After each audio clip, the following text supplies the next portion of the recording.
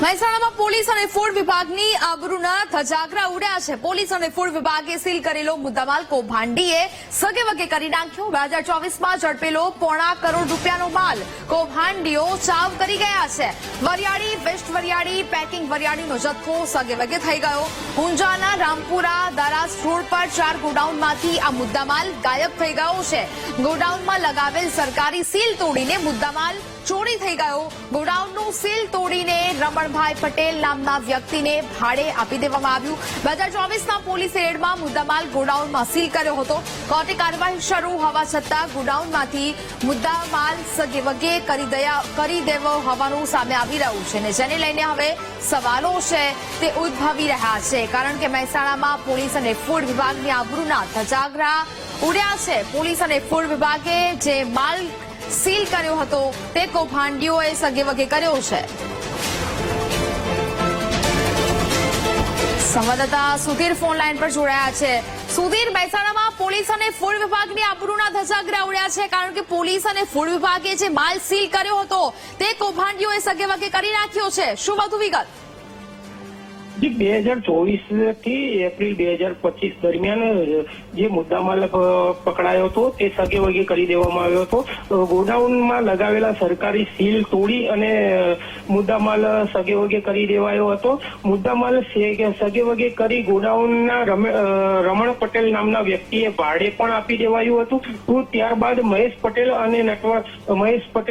નટવરભાઈ નામના ઊંઝાના શખ્સ વિરુદ્ધ પણ ફરિયાદ નોંધાવાઈ હતી। ગત 24 ઓક્ટોબરે એલસીબી અને પીઆઈ એમબી ભડિયાળ દરમિયાન રેડ કરી અને કાર્યવાહી કરાઈ હતી। ત્યારબાદ ફૂડ સેફ્ટીની પણ અધિકારીએ બોલાવી અને કાર્યવાહી કરી હતી। બિલકુલ સુધીર, જાણકારી બદલ આપનો આભાર। એટલે કે હવે સવાલ અહીંયા અનેક થઈ રહ્યા છે। કોર્ટની કાર્યવાહી ચાલુ હોવા છતાં આટલું મોટું કૌભાંડ આખરે કેવી રીતે થયું તેને લઈને સવાલ થઈ રહ્યા છે। શું તંત્ર આ વાતથી અજાણ હતું? સીલ કરેલા ગોડાઉનમાંથી મુદ્દામાલ ક્યાં ગાયબ થઈ ગયો? શું પોલીસ આ તમામ બાબતોથી અજાણ હતી? તો પછી આટલું મોટું કૌભાંડ કેવી રીતે થયું? એક સાથે 4 ગોડાઉનમાંથી આ માલ ગાયબ થયો છે। લાખો રૂપિયાનો માલ સગેવગે થયો। તંત્રને કેમ કોઈ પ્રકારની જાણ ન થઈ? સીલ કરેલું આ વિભાગ છે તે કોના દ્વારા સીલ તોડવામાં આવ્યું? ફૂડ વિભાગે ગોડાઉનમાં આ સીલ લગાવ્યું હતું, તે સીલ કોણે તોડ્યું? સીલ તોડીને ગોડાઉન અન્યને ભાડે પણ આપી દેવામાં આવ્યું છે। ત્યાં સુધી પોલીસ તંત્ર ઊંઘતું રહ્યું। કોર્ટની કાર્યવાહી ચાલુ છે, છતાં આટલું મોટું કૌભાંડ છે તે આરોપીઓ દ્વારા આચરવામાં આવ્યું છે, અને જેને જ લઈને હવે અનેક સવાલો છે તે થઈ રહ્યા છે। 2024માં ઝડપાયેલો આ ₹1.25 કરોડનો જે મુદ્દામાલ છે તેને સગેવગે કરીને કરોડોનું આ કૌભાંડ આચરવામાં આવ્યું છે। એક બે નહીં પરંતુ 4 ગોડાઉનની આ વાત છે કે જ્યાં 74.32 લાખના મુદ્દામાલની આ વાતચીત કરવામાં આવી રહી છે। કૌભાંડીઓએ આ સમગ્ર મુદ્દામાલ છે તે સગેવગે કરી નાખ્યો છે। ગોડાઉનનું સીલ તોડવામાં આવ્યું। રમણભાઈ પટેલ નામના વ્યક્તિને આ ગોડાઉન ભાડે પણ આપી દેવામાં આવ્યું છે। ત્યાં સુધી પોલીસ તંત્રને કોઈ પણ પ્રકારની જાણ ન થઈ, અને આખરે હવે આ કૌભાંડ છે તે બહાર આવ્યું છે, અને હવે તપાસની વાતો કરવામાં આવી રહી છે, કાર્યવાહીની વાતો કરવામાં આવી છે। મહેસાણા પોલીસ અને ફૂડ વિભાગની આબરૂના ધજાગરા ફરી એક વખત ઉડ્યા છે। પોલીસ અને ફૂડ વિભાગે જ સીલ કરેલો આ મુદ્દામાલ કૌભાંડીઓએ સગેવગે કરી નાખ્યો છે। 2024માં જે ₹1.25 કરોડ રૂપિયાનો માલ છે તે ઝડપી પાડવામાં આવ્યો હતો। જે ગોડાઉન છે તેને સીલ કરવામાં આવ્યું હતું, પરંતુ હવે પોલીસ તંત્રના જાણની બહાર જ આરોપીઓ અહીંયા સક્રિય થયા, અને આ જે ગોડાઉનો સીલ કરવામાં આવ્યા હતા તે સીલ તોડીને માલને સગેવગે કરી દેવામાં આવ્યો। ત્યારબાદ આ ગોડાઉન છે તે પણ ભાડે આપી દેવામાં આવ્યું છે। રમણભાઈ પટેલ નામના વ્યક્તિને ગોડાઉન છે તે ભાડે આપી દેવામાં આવ્યું છે।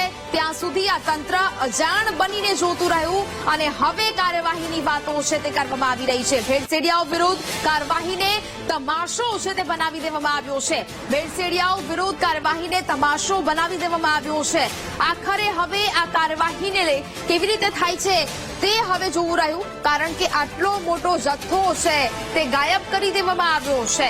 ભેળસેડિયાઓ વિરુદ્ધ કાર્યવાહીને આ તમાશો છે તે બનાવી દીધો હોય તેવું પણ લાગી રહ્યું છે, કારણ કે એક બાજુ આ જે ગોડાઉનો છે તે સીલ કરવામાં આવ્યા હતા, સીલ તોડી દઈને બારોબાર આ જે મુદ્દામાલ છે જે માલ છે તેને સગેવગે કરવાનું આ કૌભાંડ છે તે સામે આવી રહ્યું છે। 4 ગોડાઉનમાંથી મુદ્દામાલ સગે વગે કરવામાં આવ્યા છે.